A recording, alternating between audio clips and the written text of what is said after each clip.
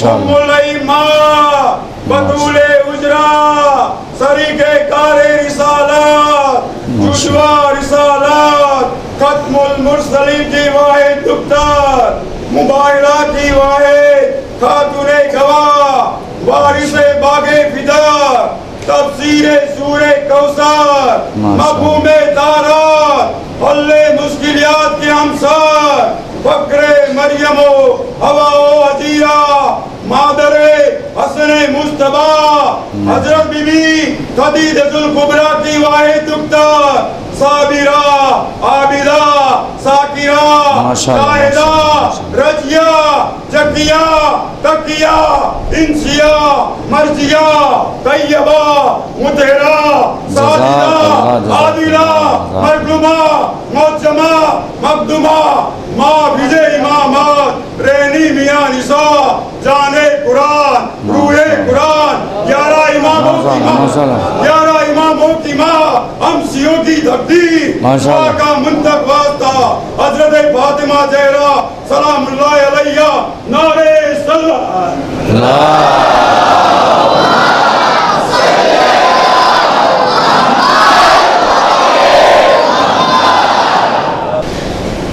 لا حول ولا قوة إلا بالله العلي العظيم أعوذ بالله من الشيطان اللعين الرجيم بسم الله الرحمن الرحيم الحمد لله الذي لا يبلغ مدحته القائلون ولا يحصينا معه العادون ولا يؤدي حقه المجتهدون الذي لا يدركه بعد الحمم ولا يناله غوث الفتن الذي ليس لصفته عد محدود ولا نعت موجود ولا وقت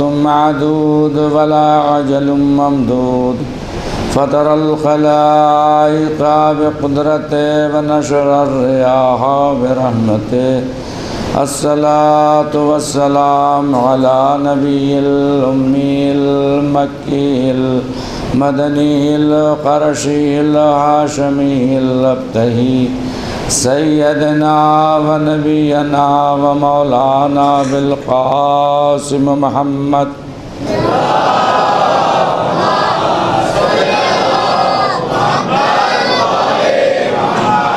وعلى آله الطيبين الطاهرين المعصومين أما بعد فقد قال الله تبارك وتعالى في كتابه المتقن وقوله أحسن بسم الله الرحمن الرحيم يا أيها الذين آمنوا اتقوا الله وابتغوا إليه الوسيلة وجاهدوا في سبيله لعلكم تفلحون صلوات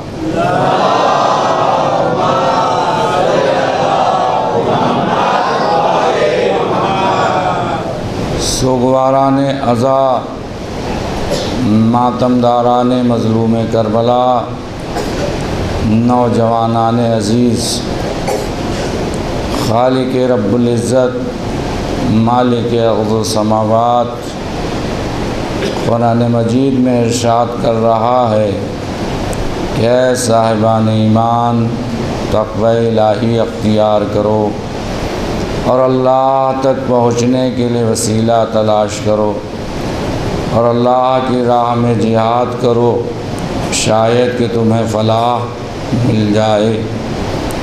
کہ اے کریمہ کے ذیل میں چند باتیں آپ کے اذہان عالیہ میں پہنچائی جاتی ہیں کہ پروردگار نے انسان کو متنبہ اور متوجہ کیا ہے کہ چونکہ انسان غفلت میں آ جاتا ہے، انسان غافل ہو جایا کرتا ہے، انسان بھول جایا کرتا ہے، انسان فراموش کر دینے والا ہے، لہذا پروردگار نے متوجہ کیا ہے کہ دیکھو نجات تمہیں یوں نہیں ملنے والی، یہ چیزیں تمہیں کرنا پڑے گی تب نجات ملے گی۔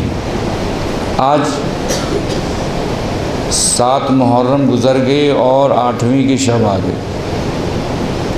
چونکہ 7 محرم علماء نے حضرت قاسم سے منسوب کیا ہے، لہذا کچھ دیر آپ کے درمیان حضرت قاسم کی تعریف میں گزریں گے، اور ہم چاہیں گے کہ نوجوان ہماری طرف متوجہ رہیں کہ تاکہ پتہ چلے کہ حضرت قاسم کس کے بیٹے ہیں، کس خاندان سے ہیں۔ معرفت کے بغیر عبادت کا ذائقہ نہیں۔ ہم اور آپ مجلس میں، نوحے میں، مرثیے میں ذائقہ ڈھونڈتے ہیں۔ اگر ذائقہ دار مجلس ہے تو وہ کامیاب کہی جاتی ہے، بد ذائقہ مجلس ہے تو ناکام کہی جاتی ہے۔ بد ذائقہ مجلس کیا ہوتی ہے کہ بد ذائقہ مجلس جس میں صرف روکا جائے یہ نہ کرو، یہ نہ کرو، یہ نہ کرو، یہ نہ کرو، اسے کہتے ہیں بد ذائقہ مجلس۔ مرنے کے بعد یہ ہوگا، یہ ہوگا، یہ ہوگا، اس گناہ کی یہ سزا ہے، یہ سزا ہے، یہ سزا، اسے کہتے ہیں بد ذائقہ مجلس۔ بد ذائقہ مجلس کیا ہوتی ہے؟ فضائل پڑھتے رہو، کسی کی طرف متوجہ نہ کرو، صرف مولا کی تعریف کرتے رہو۔ میں نے کہا اس وقت تک مولا کی تعریف ذہن میں نہیں آ سکتی جب تک ہمارا ضمیر اصلاح یافتہ نہ ہو جائے۔ اس وقت مولا میرے ذہن میں آ ہی نہیں سکتے کہ جب تک کہ ہمارا ذہن پاک نہ ہو جائے۔ اس وقت اس دل میں علی آ ہی نہیں سکتا جب تک کہ اس دل سے حرام کی کالک، برائیوں کی کالک، غیبت کی کالک، بغض کی کالک نہ مٹا دی جائے۔ کیوں؟ کیونکہ نبی کریم فرماتے ہیں قلوب المومن عرش اللہ، مومن کا گھر، مومن کا دل اللہ کا گھر ہے۔ مومن کا قلب کیا ہے؟ اللہ کا گھر ہے۔ اللہ کا گھر کیسا ہوتا ہے؟ اللہ کا گھر پاک و پاکیزہ ہوتا ہے، اس میں کوئی نجاست نہیں ہوتی۔ مومن کا دل اللہ کا گھر ہے۔ اللہ کے گھر میں کون رہتا ہے؟ اللہ کے گھر میں کون رہتا ہے؟ میں اللہ کے گھر میں علی سے پہلے کسی نے نہ قیام کیا، نہ علی کے بعد کسی نے قیام کیا۔ یہ جتنے اللہ کے گھر بنے اس اللہ کے گھر کی شبیہ بنائے گئے ہیں۔ جو اللہ کا گھر کعبہ ہے اس کی شبیہ بنائی گئی ہے، مسجد ہم نے بنائی ہے۔ وہ اصل گھر کیا ہے؟ وہ کعبہ ہے۔ اصل گھر میں کس نے قیام کیا؟ علی نے قیام کیا۔ اللہ کا گھر مومن کا دل ہے۔ اللہ کا گھر مومن کا دل ہے، اور اللہ کے گھر میں رہتا کون ہے؟ اللہ کے دل میں، گھر میں علی رہتا ہے۔ تو اب علی کو اگر اپنے دل میں بٹھانا ہے، اللہ کے گھر میں اگر علی کو لانا ہے تو آپ کو اپنے دل کو پاک کرنا پڑے گا۔ اسی لیے ہم ذاکرین کیا کرتے ہیں؟ پہلے اپنے دل کو پاک کر دیتے ہیں کہ جب صلاح کے ذریعے، اصلاح کے ذریعے، تبلیغ کے ذریعے ہمارا دل پاک و پاکیزہ ہو گیا تو اب ہم وہاں سے علی کا ذکر اس میں ڈالنا شروع کرتے ہیں، علی کی محبت ڈالنا شروع کرتے ہیں۔ تو جب علی کی محبت پاک دل میں جاتی ہے تو وہ رکتی ہے اور صاحب ظرف بنا دیتی ہے۔ اور علی کی محبت اگر گدیدہ دل میں جاتی ہے تو رکتی نہیں ہے، انسان با کردار نہیں ہوتا۔ لہذا ضروری ہے کہ انسان صاحب کردار بننے سے پہلے پاک کرے اپنے دل۔ دل کا تعلق کس سے ہے؟ دل کا تعلق پورے بدن سے ہے۔ کنگ آف باڈی کیا ہے؟ کنگ آف باڈی ہے ہارٹ۔ یہ رک گیا، انسان کے جسم کا سارا نظام رک گیا۔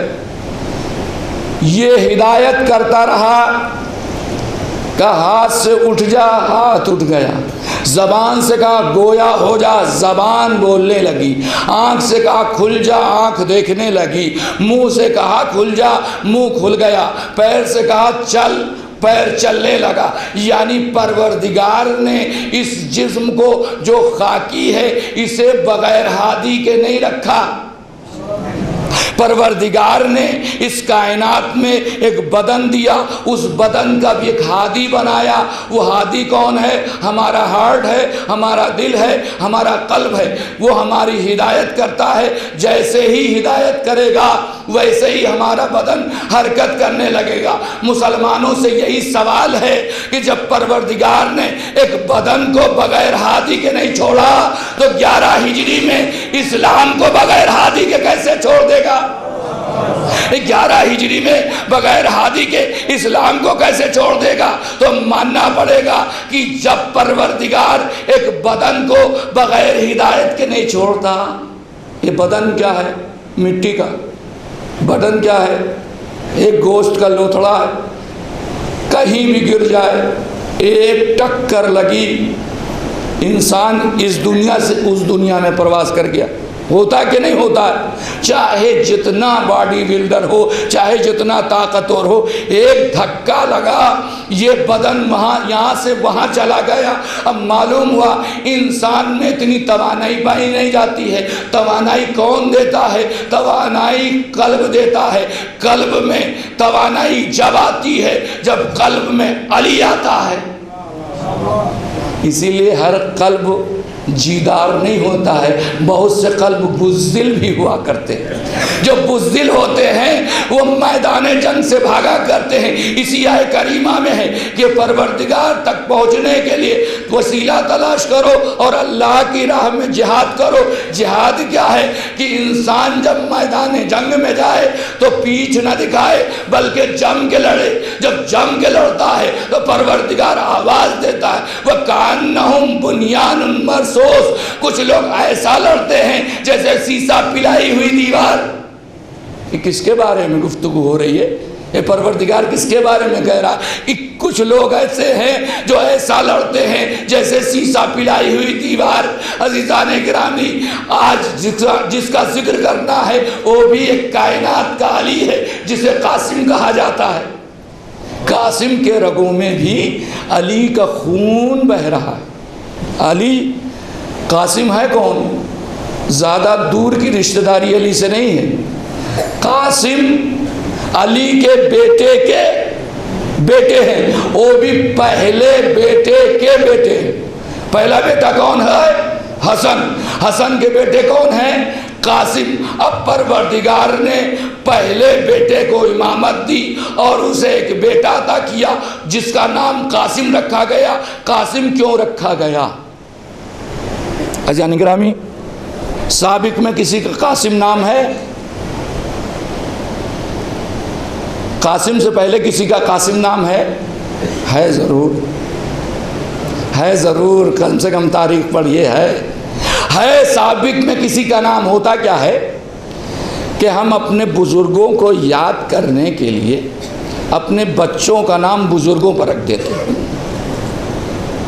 میرے باپ کا نام مثال کے طور پر عبداللہ تھا تو ہم نے اپنے بیٹے کا بھی نام عبداللہ رکھ دیا کہ ان کے چلے جانے کے بعد بابا کا نام زندہ رہے، باپ کا نام زندہ رہے۔ اب قاسم کا نام قاسم پڑا تو اس سے پہلے کسی کا نام قاسم ہے۔ اے ابو القاسم کسے کہا جاتا ہے؟ ابو القاسم کسے کہا جاتا ہے؟ کہ رسول کو ابو القاسم کہا جاتا ہے، قاسم کے باپ کہا جاتا ہے۔ یعنی رسول کا کوئی بیٹا تھا جو قاسم نام کا تھا، اسی لیے رسول کو ابو القاسم کہا جاتا ہے یعنی پہلے خاندان میں ایک قاسم آ چکا ہے، ولو اس کو اتنی زندگی نہیں ملی، لیکن اس کے نام کو زندہ رکھنے کے لیے دوبارہ حسن نے اپنے بیٹے کا نام قاسم رکھا۔ اب قاسم کی بھی تاریخ، قاسم بیٹھے ہوئے ایک زانو پر، رسول کے حسین بیٹھے ہوئے دوسرے زانو پر، جبرائیل آ گیا، کہا پروردگار پوچھتا ہے کس سے زیادہ محبت کرتے ہو؟ رسول سے جبرائیل نے کہا کہ پروردگار پوچھ رہا ہے کہ کس سے زیادہ محبت کرتے ہو، قاسم سے محبت کرتے ہو یا حسین سے محبت کرتے ہو؟ تو رسول نے برجستہ کہا ہم کو سب سے زیادہ پیار حسین سے ہے۔ تو پروردگار نے کہا کہ پھر قاسم کو اٹھا لیتے ہیں۔ پروردگار نے بچپنے ہی میں قاسم کو اٹھا لیا، بچپنے ہی میں رسول کے بیٹے کو اٹھا لیا۔ اب دنیا کیا کہنے لگی؟ دو بیٹے ہیں، عبداللہ، ابراہیم اور قاسم، دو بیٹے پیدا ہوئے جناب نبی کریم کے، دونوں بیٹوں کا انتقال بچپن میں ہو گیا۔ دنیا کیا کہنے لگی؟ دنیا کہنے لگی یہ ابتر ہو گئے، یہ بے اولاد ہو گیا۔ انا اعطیناک الکوثر فصل لربک وانحر ان شانئک هو الابتر۔ اب کائنات میں جیسے ہی رسول کے بیٹے کا انتقال ہوا، دنیا نے تانا دینا شروع کیا کہ یہ تو ابتر ہے، یہ تو بے اولاد ہے۔ لیکن اب چونکہ رسول بھی ہماری طرح زندگی بسر کر رہے تھے تو رسول، لیکن رسول کو بھی غم ہوتا ہے، رسول کو بھی ملال ہوتا ہے، رسول کو بھی رنج ہوتا ہے۔ اگر کوئی شے آپ کے پاس نہ ہو اور اس کا تانا آپ کو دے دیا جائے تو دل بڑا ملول ہوتا ہے۔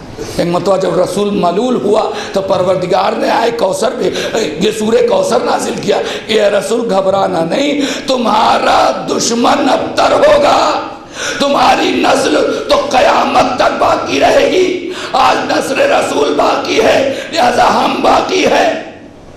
اگر نسل رسول نہیں رہے گی تو میری بھی بقا نہیں رہے گی۔ تو کہنے کا مطلب ہے ایک قاسم سابقہ رہ چکا ہے، اسی کے نام کو دوبارہ نقل کیا گیا۔ کہاں؟ قاسم ابن حسن۔ قاسم نے کربلا کے تاریخ میں اتنا حسین جملہ استعمال کیا، نہ اس سے پہلے کسی شہید نے کیا، نہ ان کے بعد کسی شہید نے کیا۔ ہمیں متوجہ کرنا ہے، تاریخ سب آپ کو معلوم ہے، آپ سنتے سنتے اور پڑھتے پڑھتے جانتے، وہ متوجہ کرنا ہے کہ قاسم نے کون سا خوبصورت جملہ استعمال کیا۔ جہاں پر آ کر کے انبیاء کے قدم لڑکھڑا جاتے ہیں، وہاں پر قاسم کہتا ہے، پوچھا حسین نے، یا بنیا کیف عندک الموت، تمہارے نزدیک موت کیسی؟ یہاں پر آ کے انبیاء کے قدم لڑکھڑائے۔ آپ نے انبیاء کی تاریخ جا کے پڑھیے گا، جب موت کا فرشتہ آیا تو جانے کو تیار نہیں تھے، ہزار سال کی زندگی ملی، اس کے بعد موت کا فرشتہ جب آیا تو جانے کو تیار نہیں ہے۔ قاسم 13 سال کا بچہ ایک درس دے رہا ہے، کہا کیف عندک الموت، تمہارے نزدیک موت کیسی ہے؟ قاسم کہتا ہے، اے چچا احلا من العسل، میرے نزدیک شہد سے زیادہ شیریں، میرے نزدیک شہد سے زیادہ شیریں۔ اے شہزادہ قاسم، ایک سوال کرنا چاہتا ہوں، آدم سے لے کے ختمی مرتبت کو چھوڑ کے آدم سے لے کے اور عیسیٰ تک تمام نبی موت کو تلخ کہتے رہے، موت کے ذائقے کو تلخ کہتے رہے، موت کو کڑوا سمجھتے رہے، موت کو سخت سمجھتے رہے، موت کو مشکل سمجھتے رہے، موت کو اس دنیا سے اس دنیا میں جانے کا ایک ذریعہ سمجھتے رہے۔ آپ ایک نئی تعریف کر رہے ہیں، آپ کہہ رہے ہیں کہ میرے نزدیک یہ شہد سے زیادہ شیریں ہے۔ عجب نہیں، یہ بچہ حسن کا جواب دے، تمہیں نہیں معلوم کہ ہم کس کی نصرت میں دان دے رہے ہیں؟ تمہیں نہیں معلوم ہم کس کی نصرت میں اپنے گلے کو کٹا رہے ہیں؟ جو امام کی نصرت میں اپنی جان دے دے، اس کی موت شہد سے زیادہ شیریں ہوا کرتی ہے۔ اس کی موت اتنی شیریں ہوتی ہے کہ قیامت تک اس حسین جملے کا کوئی جواب نہیں لا سکتا۔ کس گہرائی کو قاسم نے درک کیا؟ قاسم ہے کون؟ قاسم ایک امام کے بیٹے ہیں اور ایک امام کے بھتیجے ہیں اور ایک امام کے پوتے ہیں۔ اتنی صفت پائی جا رہی ہے۔ علی کے پوتے، حسن کے بیٹے، حسین کے بھتیجے، عباس کے بھتیجے، علم لیا، شجاعت لیا، سخاوت لیا، سرفرازی لیا، سربلندی لیا، علم لیا، حلم لیا، یا تو حسن سے لیا، یا تو حسین سے لیا، یا تو علی سے لیا۔ شجاعت کہاں سے لی؟ کہا شجاعت ام البنین کے لال سے لیا۔ شجاعت ام البنین کے لال سے لیا۔ اب اسے 13 سال کا نہ سمجھنا۔ کربلا میں اگر گھوڑے پر سوار ہو گیا تو سمجھ لینا میدان میں کوئی اور نہیں آ رہا ہے، یا عباس آ رہا ہے یا علی آ رہا ہے۔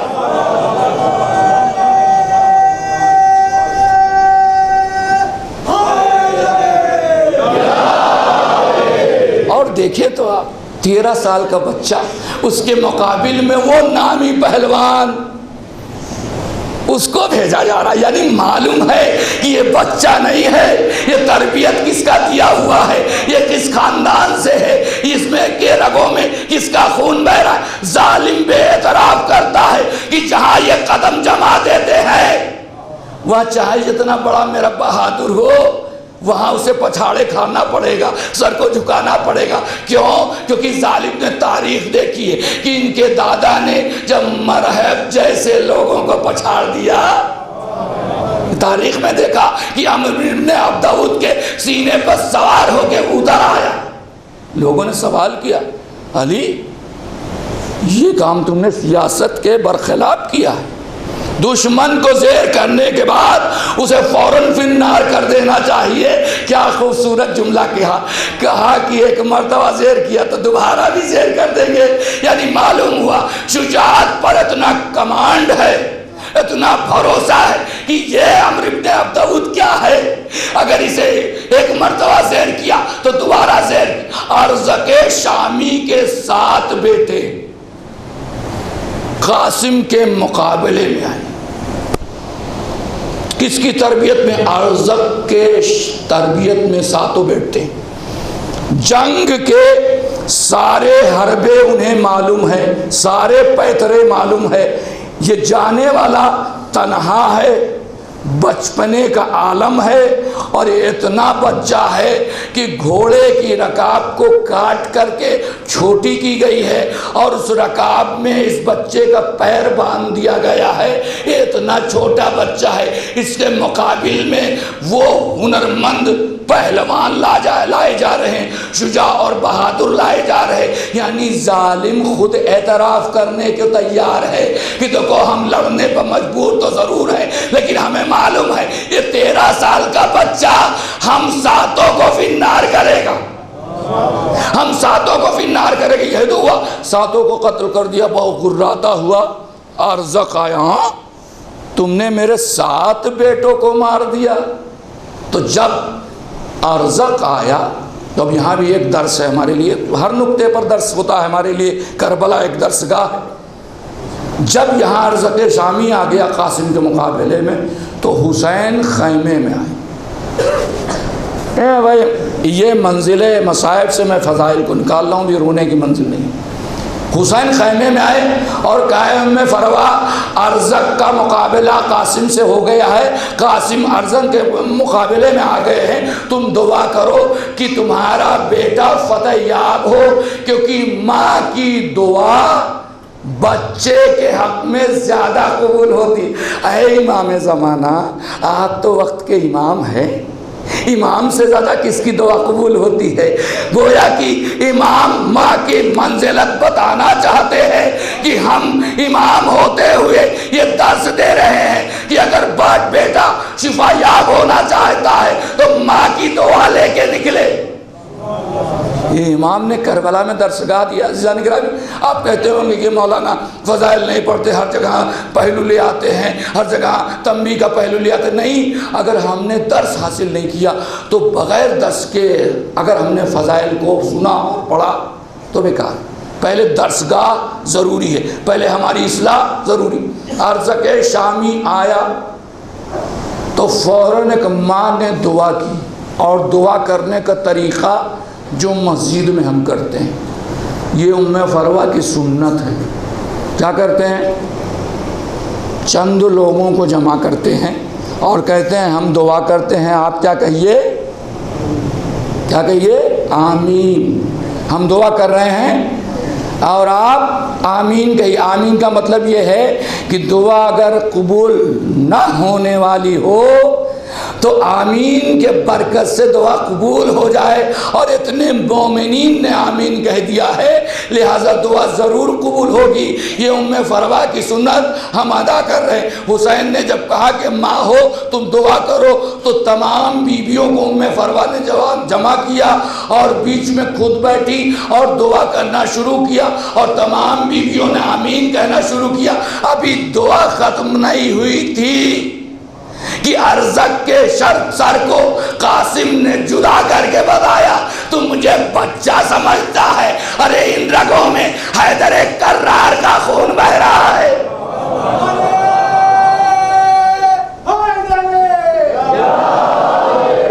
تو ہمیں کمزور سمجھ رہا ہے, تو ہمیں یہ سمجھ رہا ہے کہ ہم 3 دن کے بھوکے پیاسے ہیں, ہم پر بھوک اور پیاس کا کوئی اثر نہیں ہوتا ہے. ہم تو یہ دیکھتے ہیں کہ میرا امام کیا چاہتا ہے, ہم تو یہ دیکھتے ہیں کہ میرا مولا کیا چاہتا ہے, اس کے امر کے اعتبار سے عمل کرتے ہیں. ہمارے لیے بھوک کوئی چیز نہیں ہے, پیاس کوئی چیز نہیں, یہ تمہارے لیے غلبہ رکھتی ہوگی. ہم تو بھوکے رہ جائیں تو میرے خاندان میں اس کے عوض پروردگار پورا کا پورا سورہ نازل کر دیتا ہے. عزیزان گرامی دیکھا اہل بیت کے ہی شان میں سورہ دہر نازل ہوا کہ نہیں نازل ہوا؟ عزیزان گرامی اب سورہ دہر کی بات آ گئی ہے تو 2 جملہ اور سنتے جائیے. سورہ دہر اہل بیت کے شان میں نازل ہوا. کس لیے نازل ہوا ہے سب جانتے ہیں.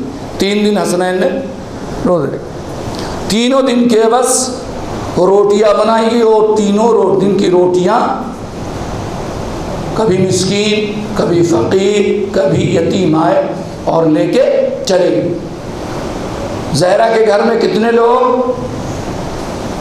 بچوں سورہ دہر پڑھنے عبارت پڑھنے کے ساتھ ساتھ اس کا ترجمہ پڑھا کرو, تاکہ تمہارے سمجھ میں آئے کہ سورہ دہر کیا کہنا چاہ رہا. زہرا کے گھر میں 5 لوگ, حسن حسین, علی و فاطمہ اور فضہ, یہ 5 لوگ در زہرا پر. زہرا کے گھر کا نظام یہ ہے کہ ایک دن زہرا کام کرتی ہے, دوسرے دن فضہ کام کرتی ہے, گھریلو کام, کھانا پکانا, یہ ساری چیزیں ایک دن فضہ کرتی ہیں, ایک دن جناب زہرا. 3 دن میں اگر یہ مان لیا جائے کہ 2 دن جناب زہرا نے روٹی بنائی تو یہ ماننا پڑے گا کہ 1 دن فضہ نے روٹی بنائی. کیا سن رہے؟ اگر آپ مان لیں, فرض کر لیں کہ 2 دن زہرا نے روٹی بنائی تو 1 دن فضہ کو ماننا پڑے گا کہ روٹی بنائی. 3 دن میں کتنی روٹیاں؟ 5 تہائی 15 روٹی گئی. سورہ دہر کتنی آیتوں کا مخزن؟ 31 آیتوں کے مرکب کا نام ہے سورہ دہر. اندازہ لگائیے کتنی روٹی گئی؟ 15. آیت کتنی؟ 31. روٹی گئی 15, آیت آئی 31. اب آپ اندازہ لگائیں, ایک روٹی کے عوض ایک روٹی کے عوض 2 آیتیں, ایک روٹی کے عوض 2 آیتیں. ایک روٹی بھیجتے ہیں, 2 آیتیں منگا لیتے ہیں. یہ تو آقا کا عالم ہے. کنیز کا بھی یہی عالم ہے. کنیز کا بھی یہی عالم ہے، 5 روٹی بھیجا، 10 آیتیں منگا کے بتایا کہ جس در پہ ہم رہتے ہیں پروردگار نے ہمیں اتنی فضیلت دی ہے، جہاں سیدہ کے ہاتھ کی پکی روٹی گئی وہی میرے ہاتھ کی پکی روٹی گئی کہ نہیں گئی؟ کسی نے انکار نہیں کیا کہ نہیں فضہ نے پکایا ہے لہٰذا ہم نہیں کھائیں گے، ہم نہیں لے جائیں گے۔ لے جانے والا آیا، کبھی یتیم بن کے آیا، کبھی یسیر بن کے آیا، کبھی ابن السبیل بن کے آیا کہ نہیں آیا؟ آنے والے نے یہ نہیں بتایا کہ ہم کہاں سے آئے، آنے والے نے یہ نہیں بتایا کہ ہم ہیں کون، آنے والے نے اپنے عہدے کو نہیں بتایا۔ کیوں؟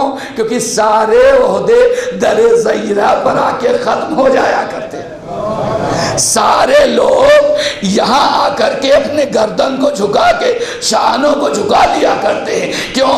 کیونکہ شرف یاب جو گھرانہ ہے وہ زہرا کا گھرانہ ہے، صاحب زر گھرانہ جو ہے وہ زہرا کا گھرانہ ہے۔ اب قاسم کہاں پروان چڑھ رہا ہے؟ امام حسن اور امام حسین کے درمیان پروان چڑھ رہا کہ نہیں چڑھ رہا؟ امام حسین وہ ہیں کہ جنہیں ابو الائمہ کہا جاتا ہے۔ 1.5 سال کی عمر تھی جب جناب امام حسن مجتبی علیہ السلام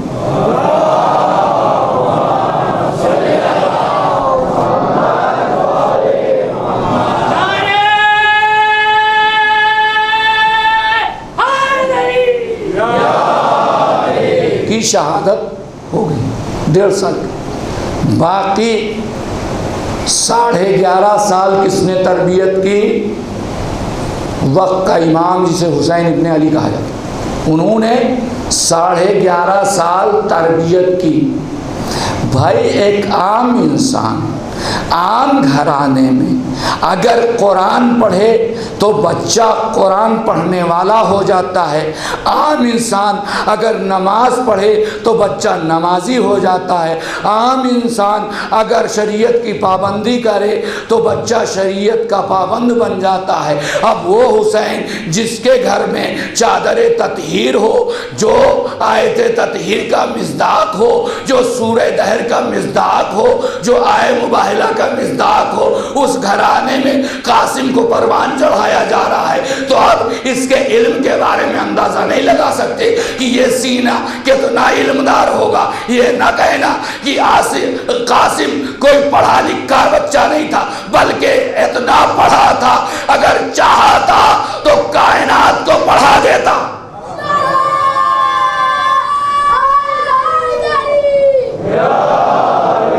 اور ایک ہی جملے میں ساری کائنات کو درس دے کے چلا گیا، ایک ہی جملے میں۔ انبیاء سوچا کرے، آدم سوچا کرے، نوح سوچا کرے، ابراہیم سوچا کرے کہ قاسم کیا کہہ گیا، قاسم نے کیا کہہ دیا، قاسم نے کون سا جملہ استعمال کر دیا۔ قاسم نے جملہ استعمال کر دیا کہ یاد رکھو ہمارے بعد جو بھی ہمارے مقصد پر عمل کرے گا اس کی موت کبھی کٹھن نہیں ہوگی، اس کی موت کبھی مشکل نہیں ہوگی، وہ کبھی ہلاکت کی موت نہیں مرے گا، بلکہ اس کی موت شہادت کی موت ہوگی، اور ایسی موت ہوگی جو شہد سے زیادہ شیریں ہو۔ توجہ نگرامی، ایک جملہ اور آپ کی سمجھ تمام۔ قاسم جب میدان جنگ میں گئے تو قاسم نے رجس پڑھا۔ رجس کسے کہتے؟ رجس یعنی صاحب ظرف خانوادہ اپنے خانوادے کی تعریف کراتا ہے۔ کیسے تعریف کراتا ہے کہ ہم فلاں کے بیٹے ہیں، فلاں کے پوتے ہیں، فلاں قبیلے سے ہیں اور فلاں جگہ رہتے ہیں، اور میرا چچا یہ ہے، میری پھوپھی یہ ہے، میرے مادر گرامی کا یہ نام ہے، میری دادی کا یہ نام ہے۔ یہ کون بیان کرے گا؟ یہ کون بیان کرے گا؟ یہ وہ بیان کرے گا کہ جس کے شجرے میں نہ کوئی نقص ہوگا، نہ کوئی کمی ہوگی، نہ کوئی بزدلی ہوگی، نہ جہالت ہوگی، نہ گمراہی ہوگی۔ وہ پڑھ کے بیان کرے گا کہ میرا دادا صاحب فضیلت، میرا دادا من کنتو مولا، میرا دادا صاحب علم، میرا دادا صاحب فضیلت، میرا دادا فرشتوں کا استاد، میرا دادا جس کے ساتھ میں 365 آیتیں آئی، میرا دادا داماد رسول، میرا بابا دادا اماموں کا امام.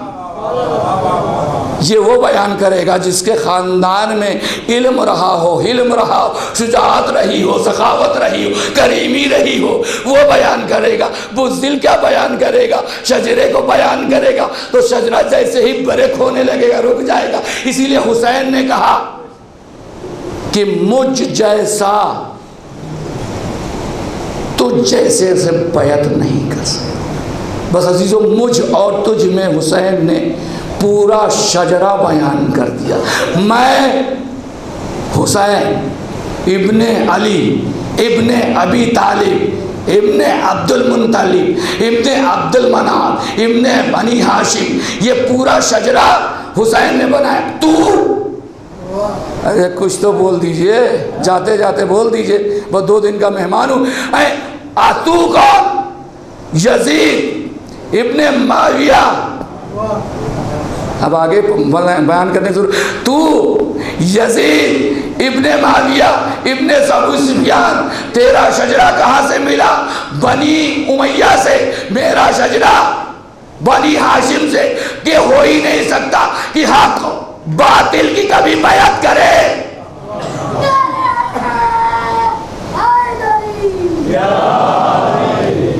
ایک باوا سے بلند صلوات پڑھتے ہیں پر محمد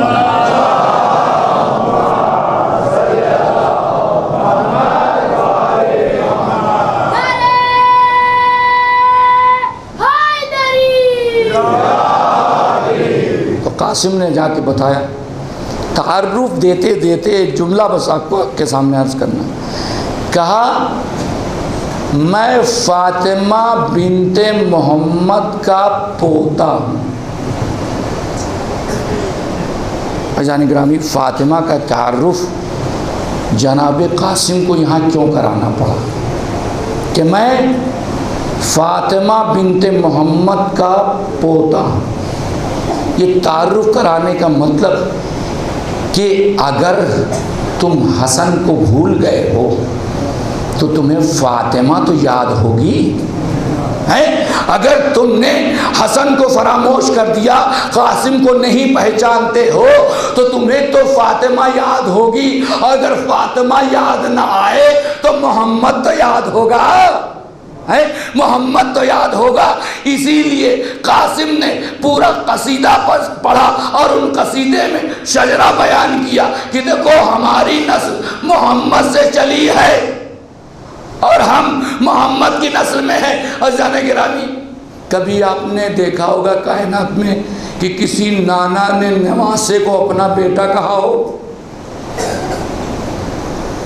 نواسے کو نواسا کہیں گے. نواسا یعنی ناتی، بیٹی کا بیٹا، اسے کہتے ہیں نواسا. رسول کہتے حسن و حسین ہمارے بیٹے ہیں، تو محمد کے بیٹے نہیں ہیں. حسن و حسین محمد کے بیٹے نہیں ہیں. حسن و حسین رسالت کے بیٹے ہیں، کیونکہ رسول کو ایک جگہ پر بیٹوں کی ضرورت تھی. پروردگار نے کہا کہ ان سے کہو کہ تم اپنے بیٹوں کو لاؤ. ہم اپنے بیٹوں کو لا رہے ہیں. تو بیٹوں کے جگہ پر حسنین کو لے جا کے بتایا کہ محمد کے بیٹے حسنین نہیں ہیں، رسالت کے بیٹے حسنین ہیں. یہی تو ہوا. میدان مباہلہ میں لے گئے کہ نہیں؟ اچھا مباہلہ ہوا کہ نہیں ہوا؟ بس آخری جملہ، ہوا کہ نہیں ہوا؟ کوئی نہیں تاریخ کہتی کہ مباہلہ ہوا. پنجتن جب پہنچے تو مباہلہ نہیں ہوا، بلکہ مخالف نے ان کو دیکھ کے ان کا قصیدہ پڑھنا شروع کیا. قصیدہ پڑھنا شروع کیا. کہا کیا قصیدہ؟ کہا ہم ایسے چہرے دیکھ رہے ہیں کہ اگر ان نے دستے بددعا بلند کر دی تو ہماری خاندان، ہمارے قوم میں کوئی باقی نہیں رہے گا. یعنی مخالف نے تعریف کر دیا کہ یہ چہرے اتنے سچے ہیں. اور عزیزو کیوں سچے نہ ہوں؟ کیونکہ یہ مباہلہ ہوا ہی تھا کہ جو سچے ہوں گے جھوٹوں پر لعنت کریں گے. تو اب مخالف نے مباہلہ نہ کر کے بتایا یہ اتنے سچے ہیں کہ اگر یہ پہاڑ کی طرف اشارہ کر دیں تو پہاڑ چلتا ہوا نظر آئے گا. اگر کہہ دیا کہ دیوار سونے کا، اگر میرا ارادہ کر دوں، میں ارادہ کر دوں تو یہ دیوار سونے کی ہو جائے گی. ابھی ارادہ کر دوں کہا ہے، حکم نہیں دیا ہے. ابھی کیا کہا ہے کہ اگر میں ارادہ کر دوں تو یہ دیوار سونے کی ہو جائے گی. ابھی حکم نہیں دیا تھا، ارادے پر دیوار سونے کی ہو گئی. کہا بھائی ابھی تو ہم نے تمہیں حکم نہیں دیا تھا، ابھی تو ہم نے سونا بننے کے لیے کہا نہیں تھا. تو پروردگار نے قاسم کے خاندان میں ایسا شرف دیا ہے کہ یہ جو بھی اشارہ کر دے وہ کن فیکون کی طرح ہو جایا کرتا ہے. ہم نے دیکھا ہوگا عزیزان گرامی کہ اس خاندان میں وہ کام کیا خاندان کے لوگوں نے جس پر کائنات کو حیرت. کوئی ہے جو کائنات میں کسی مردے پر دعا کر دے اور مردہ زندہ ہو جائے؟ کہا نہیں. ارے ہم تو سورہ یاسین پڑھتے ہیں کہ مردہ ہو جائے اور آپ زندہ کرنے کی بات کر رہے ہیں. یہی تو ہوتا ہے.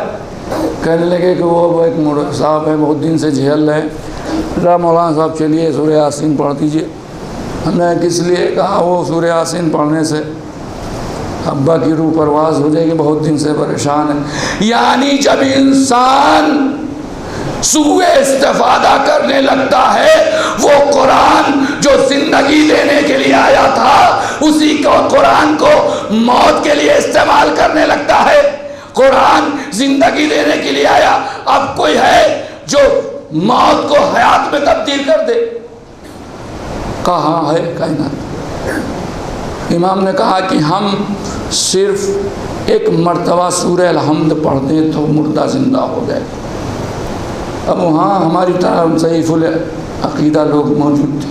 کہا اچھا مولا ایسا ہے تو میرے ساتھ چلیے. کہاں چلے؟ کہا ہمارے قبیلے میں ایک میت ہو گئی، اسے زندہ کر دیجئے. اب چونکہ وہ جو لے جا رہے تھے وہ امام کو اپنے جیسا سمجھ رہے تھے کہ ہم نے تو 70,000 بار سورہ الحمد پڑھا لیکن مردے کو جنبش نہ ہوئی، یہ کیا کر لیں گے. اچھا امام کو لے کے گئے. امام نے صرف اپنے لب کو ہلایا، مردہ زندہ ہوا. السلام علیکم یا ابن رسول اللہ کہتا ہوا نظر آیا. لوگوں نے پوچھا امام ابھی تو پورا سورہ تمام نہیں ہوا. کہ ہم نے صرف اپنے زبان پر بسم اللہ الرحمن الرحیم کہا. زبان میں اتنا اثر ہے کہ پروردگار نے فوراً مردے کو زندگی عطا کی.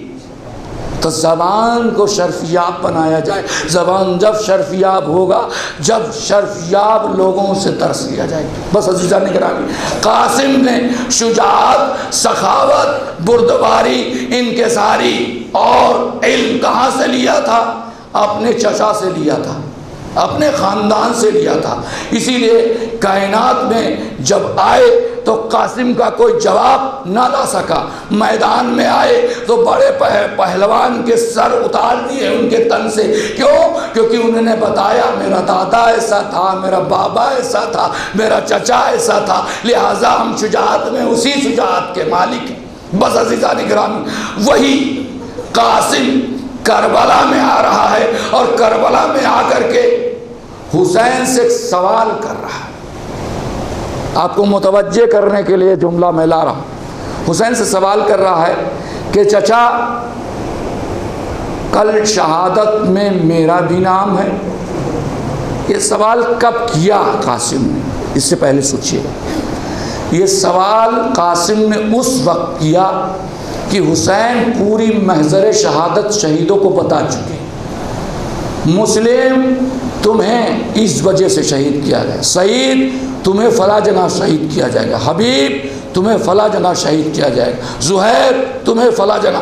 سارے شہداء کو شہادت کی جگہ بتا چکے، قاتلوں کا نام بتا چکے، الا قاسم سب کا نام بتا چکے. قاسم بیٹھا ہوا ہے کہ سب نے کا نام میرے چچا نے بتا دیا، میرا نام نہیں بتایا. شاید کہ میرے قسمت میں شہادت نہیں. یہ بچہ آیا اور سوال کرتا چچا کیا میرا نام شہادت میں نہیں ہے؟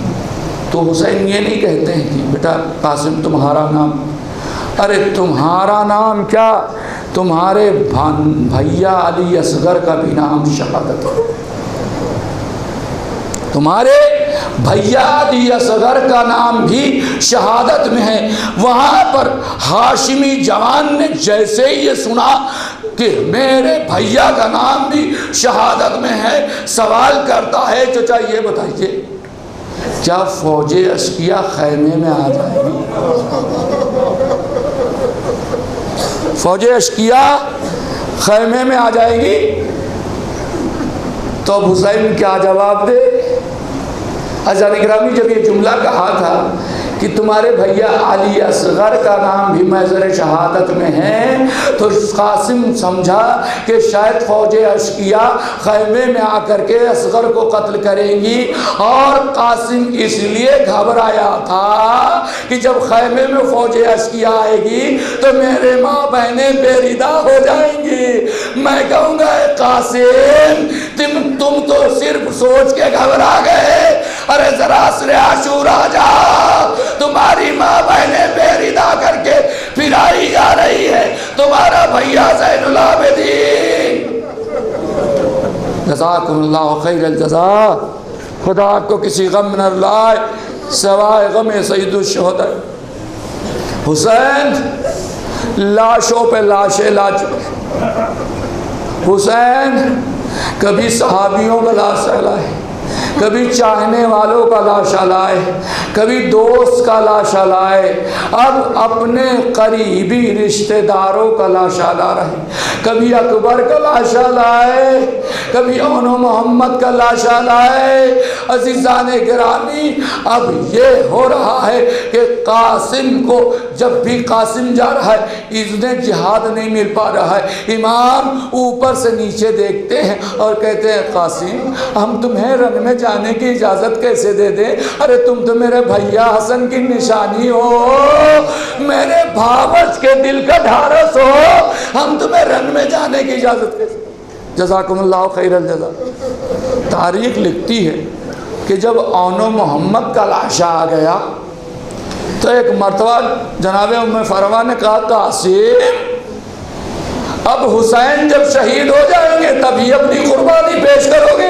ایک بار قاسم نے ہاتھ کو جوڑا کہ اماں ہم میدان میں جانے سے گھبرا نہیں رہے ہیں، بلکہ میرے چچا مجھے رن میں جانے کی اجازت نہیں دے رہے، اماں مجھے رن میں جانے کی اجازت دلوا دیجیے۔ جزاکم اللہ خیر الجزا، خدا آپ کو کسی کا نہ رلائے۔ دو روایتیں، ایک روایت تعویذ والی ابھی بعد میں پڑھوں، دوسری روایت یہ ہے کہ جب جناب ام فرما نے سنا کہ حسین قاسم کو رن میں جانے کی اجازت نہیں دیتے تو ایک بار قاسم کا بازو پکڑا اور جناب زینب کے خیمے میں لے کے کہا زینب آج تک تمہاری بھابھی نے تم سے کوئی سوال نہیں،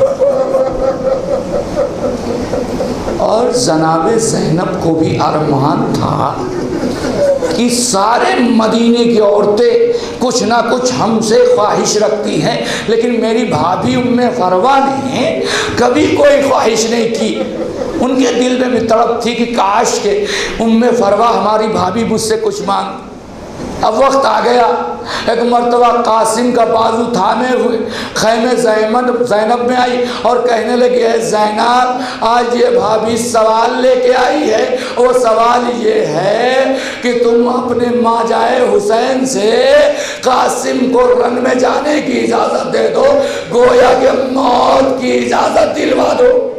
ہائے کربلا کی مائیں تم پر میرا لاکھوں سلام، کون سی ماں ہے جو موت کے لیے بیٹے کو رن میں بھیجے؟ یہ کربلا کی مائیں ہیں جو موت کے لیے رن میں اپنے بچوں کو بھیج رہے۔ ایک مرتبہ جناب زینب نے اپنے ماجائے کو بلایا اور کہا کہ بھابھی چاہتی ہیں کہ قاسم کو رن میں جانے کی اجازت۔ ایک مرتبہ حسین نے کہا زینب میں قاسم کو کیسے رنگ میں جانے کی اجازت دے دوں؟ اگر بابا کو دیکھنے کی خواہش ہوتی تھی عباس کو دیکھ لیتا تھا، نانا کو دیکھنے کی خواہش ہوتی تھی علی اکبر کو دیکھ لیتا تھا، بھیا حسن کو دیکھنے کی خواہش ہوتی تھی تو قاسم کو دیکھ لیتا تھا۔ ارے میری 32 برس کی کمائی تو دریا پر سو گئی، 18 برس کی کمائی تو سینے پہ برچی کا پل کھا کے سو گیا، اب قاسم کو کیسے میں بھیج؟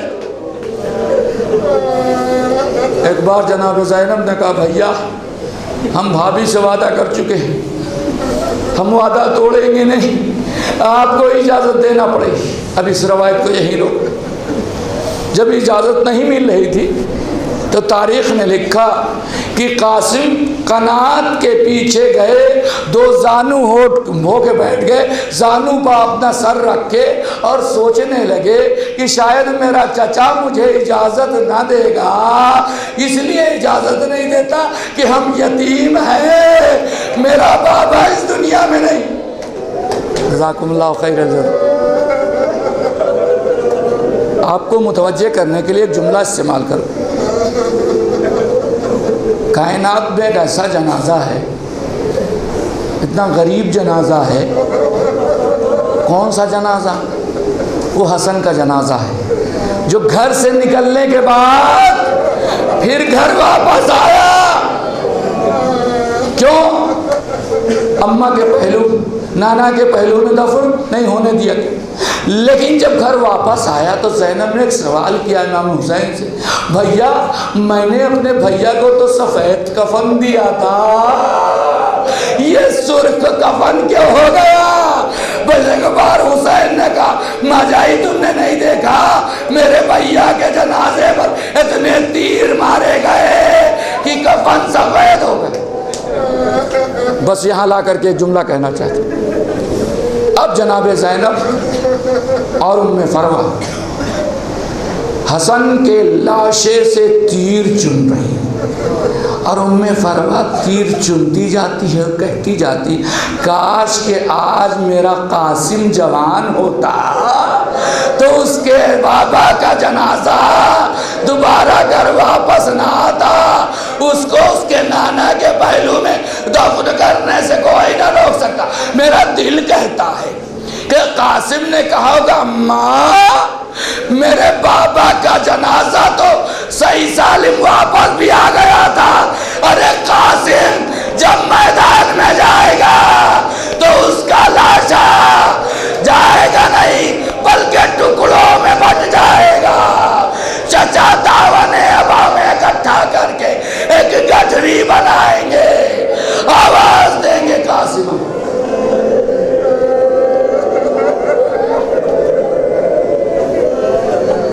جزاک کہا ہوگا اماں آپ گھبرائیے نہیں،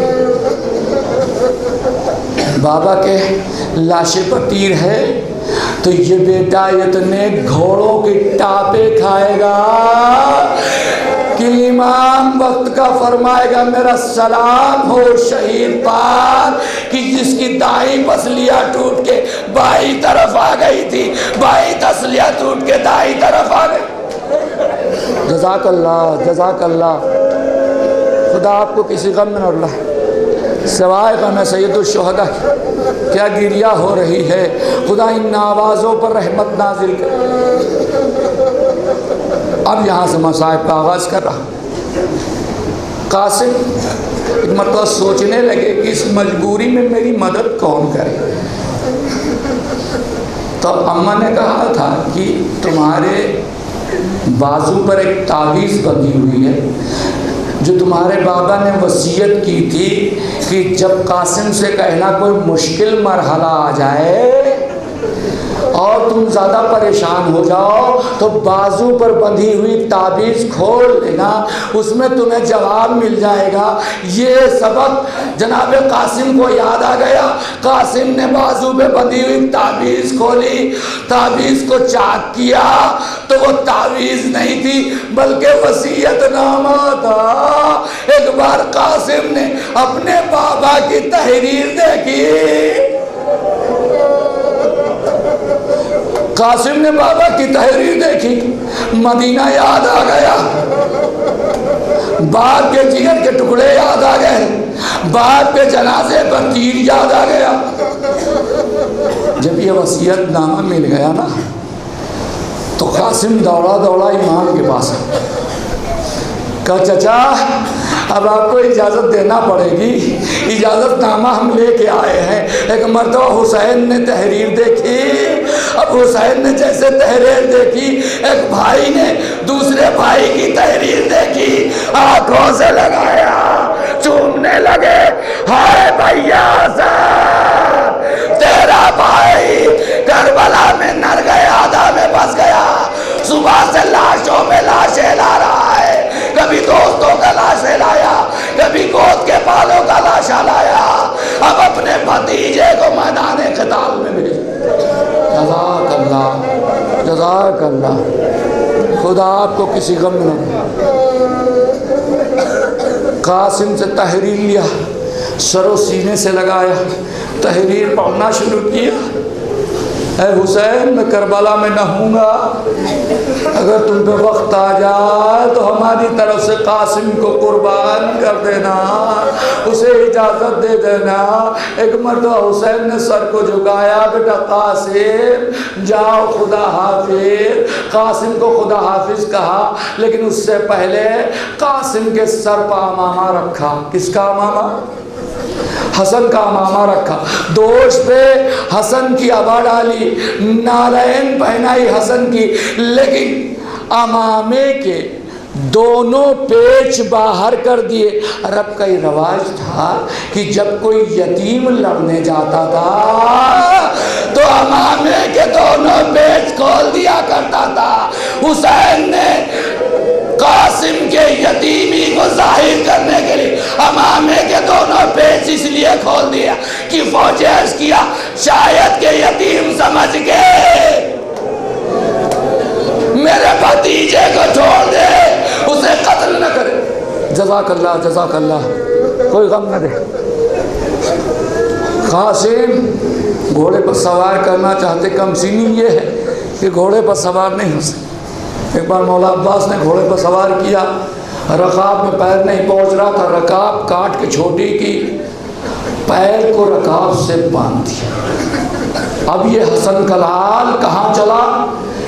مقتل میں چلا، غضب کا جہاد کیا، لڑتا جا رہا تھا۔ ایک بار سولت حیدری کا مقابلہ فوج اشقیہ کے درمیان ہو رہا تھا، ہر طرف سے آواز آ رہی تھی کہ علی آ گئے، علی آ گئے۔ کیوں؟ کیونکہ وہ جوہر قاسم نے دکھائے کہ ہر طرف علی کا وار یاد آ گیا۔ لیکن ایک مرتبہ عمر سعد نے کہا یہ حسن کا بیٹا ہے، یہ علی کا پوتا ہے، اسے قبضے میں نہیں لایا جا سکتا، کیا کیا جائے؟ کہا فوجوں سے سمٹ آؤ، ایک جٹ ہو کر کے اس کا حملہ کرتے ہیں۔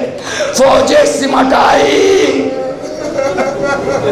عزیزان اکرامی 13 برس کا بچہ ہے، کب تک لڑتا؟ لڑتے لڑتے ایک مرتبہ نالین گھوڑے کے رکاب میں پھنسی، ایک پیر رکاب میں پھنسا رہ گیا۔ ادھر فوج نے اپنے گھوڑوں کو دوڑانا شروع کیا، ادھر کے گھوڑے ادھر، ادھر کے گھوڑے ادھر۔ جب بھی گھوڑوں کی ٹاپ پڑتی تھی آواز دیتا تھا اے چچا مدد کو آئیے۔ جزاک اللہ، جزاک اللہ، جزاک اللہ، کوئی غم نہ دے سوائے غم شہید حسین۔ دل کھول کے ام فروہ کو پرسہ پیش کرنا ہے نا، امام حسن کو پرسہ پیش کرنا ہے، دل کھول کے روئیے۔ یہاں رونے بھی پابندی نہیں ہے، ارے رونے پر زینب اور سکینہ کو پابندی لگائی گئی تھی، تم کو پابندی نہیں لگائی ہے۔ عزیزان گرامی جب گھوڑے کے رکاب میں پیر پھنسا، قاسم رکاب میں پیر کو پھنسنا تھا، ایک مرتبہ آواز دیتا ہے یا اماں ہو ادرکنی، اے چچا میری مدد کو آئیے۔ اب اسی حالت میں گھوڑے دوڑنے لگے، کبھی پیر پہ گھوڑے کی ٹاپ پڑی، آواز دیا مولا مدد کو آئیے، کبھی سینے پہ گھوڑے کے ٹاپ پڑے، آواز دیا چچا مدد کو آئیے۔ آخر میں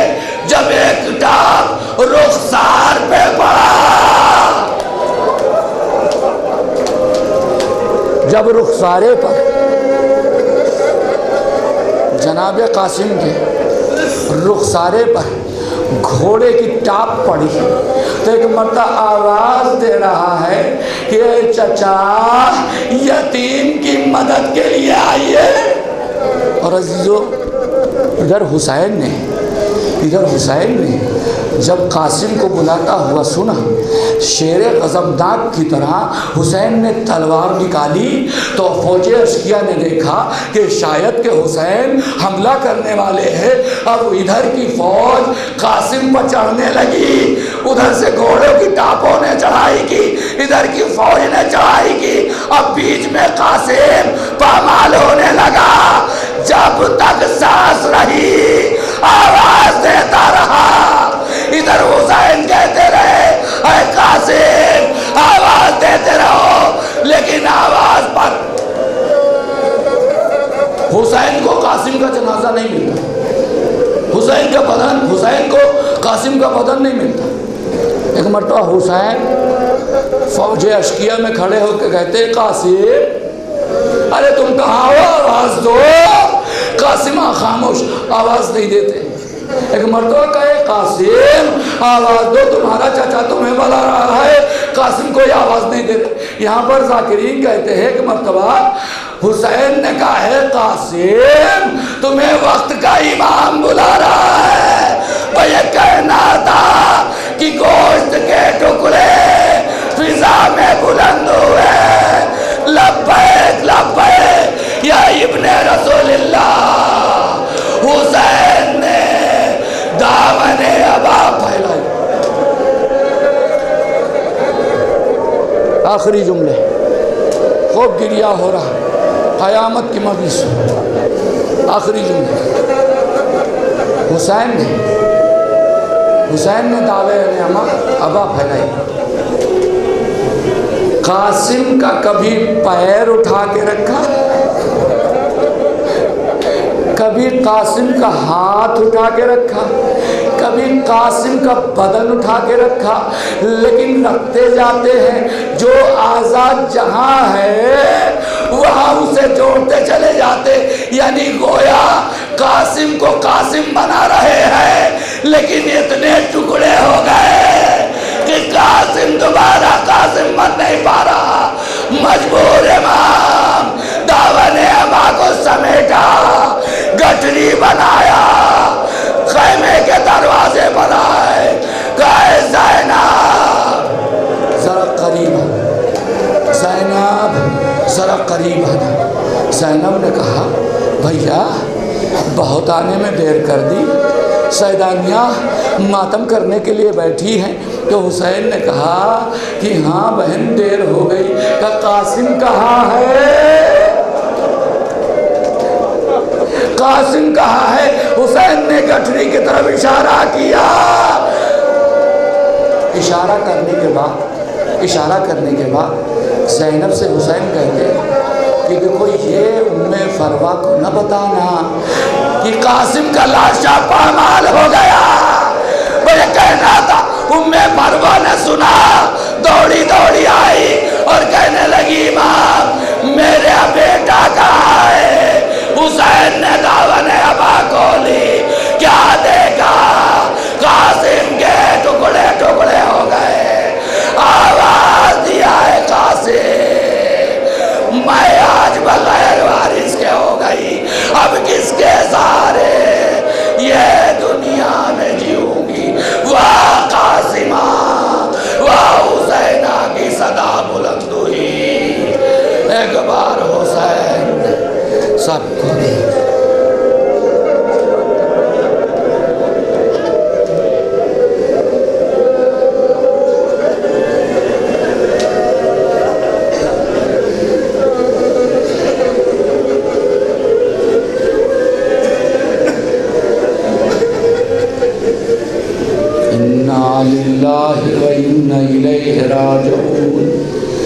رضن بقضائه وتسلیما لامره. پروردگارا جو حق گریہ تھا وہ ہم نہ ادا کر سکے. اے زہرا آپ کے لال پر جو رونے کا حق تھا وہ ہم نہ ادا کر سکے۔ زہرا ہم عزاداروں کی ناقص عزاداری کو قبول کیجیے گا۔ اے زہرا ہمارے لیے دعا کیجیے کہ ہم صحیح معنوں میں عزادار بنیں، آپ تیرے لال پر گریہ وزاری کریں۔ پروردگارا تجھے واسطہ صدیق دہرا کا ہمارے گناہان کبیرہ و صغیرہ کو معاف فرما۔ پروردگارا تجھے واسطہ محمد و آل محمد کا ہمارے اس ناقص آنسوؤں کو قبول فرما۔ پروردگارا تجھے واسطہ محمد و آل محمد کا عزادار میں سید الشہداء کی حفاظت فرما۔ پروردگارا تجھے واسطہ محمد و آل محمد کا اس آسرے پر یہ نوجوان عزاداری کر رہے ہیں کہ پروردگارا انہیں طول عمر عنایت فرما۔ پروردگارا تجھے واسطہ محمد و آل محمد کا ہمیشہ انہیں زندہ اور آباد رکھ۔ پروردگارا تجھے واسطہ محمد و آل محمد کا انہیں علم اور عمل سے سرفراز فرما۔ پروردگارا تجھے واسطہ محمد و آل محمد کا ہم میں جو مریض انہیں شفائے کاملہ اور عاجلہ عنایت فرما۔ پروردگارا جو مقروض انہیں قرض سے نجات دے، جو بے روزگار انہیں برسر روزگار کر دے، جو بے اولاد انہیں صاحب اولاد کر دے۔ پروردگارا علماء کا سایہ ہمارے سروں پر باقی رکھ، امام زمانہ کے ظہور میں تعجیل فرما اور ہمیں ان کے اعوان و انصار میں شمار فرما۔ ربنا تقبل منا انک انت السمیع العلیم۔ ماتم حسین۔